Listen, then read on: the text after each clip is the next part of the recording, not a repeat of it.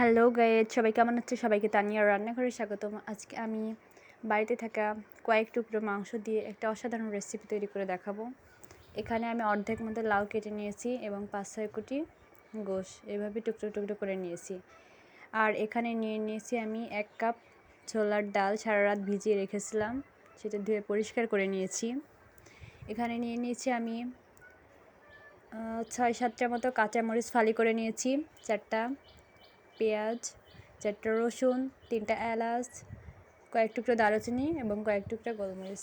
তারপর এখানে আমি প্রেসারে পরিমাণ মতো তেল দিয়ে দিয়েছি। প্রেসারে আমি যেহেতু রান্নাটা করব, তাই তেলটা গরম হয়ে গেলে আমি সে উপকরণগুলো এর মধ্যে দিয়ে দিব। এর মধ্যে দিয়ে দিলাম আমি সামান্য একটু কালি জিরা, 1/2 চামচ মতো, সেটা 1/2 চামচ মতো দিয়ে দিলাম জিরা। আমি এখানে সব মশলাগুলোই কেটে রাখা মশলাগুলোই দিয়ে দিছি। এগুলো বেটে নিয়ে শিলপাটায়। এবার এগুলোকে ভালো করে নেড়েচেড়ে মিশিয়ে নেব, একটু ভেজে নেব। বাকি উপকরণগুলো আমি একে একে এবার দিয়ে দিলাম স্বাদ মতো লবণ। এখানে আমি 1 চামচ নিয়েছি, পরে আরও লবণ দিয়েছিলাম। তারপরে দিয়ে দিলাম ধনিয়ার গুঁড়ো 1 চামচ, তারপর দিয়ে দিলাম সওজের গুঁড়ো, তারপরে দিলাম লাল মরিচের গুঁড়ো,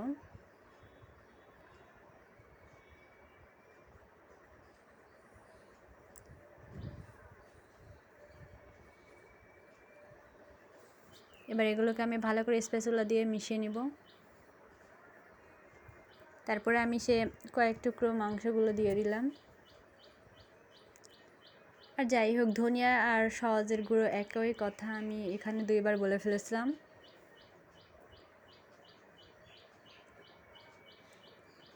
এগুলো গোশটা ভালো করে কষানো হয়ে গেলে আমি এর মধ্যে দিয়ে দিব সেই লাউয়ের টুকরাগুলো। এত মজার এই রান্না কি তোমরা বাসায় অবশ্যই ট্রাই করবে, আমার এই রেসিপিটি পুরো ফলো করবে।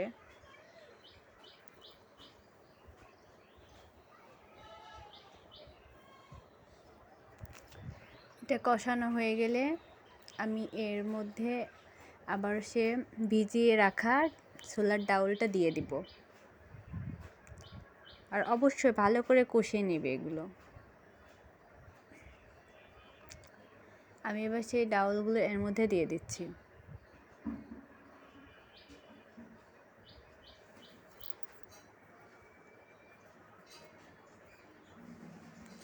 প্রেসারে খুব কম সময়ে রান্না করা যায়।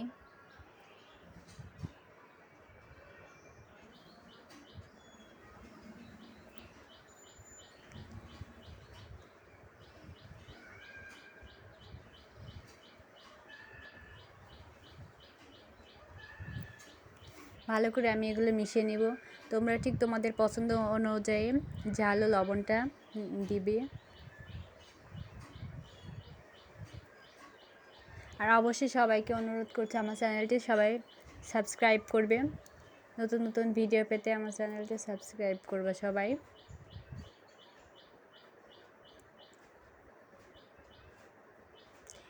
ভিডিওটি বুঝতে কোনো সমস্যা হলে আমাকে অবশ্যই কমেন্ট করে জানাবে।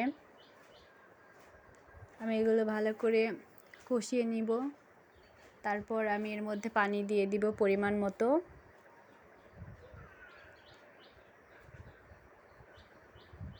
তোমরা যে যেমন ঝোল রাখতে চাও ঠিক সেভাবে পানিটা দিয়ে দিবে এর মধ্যে।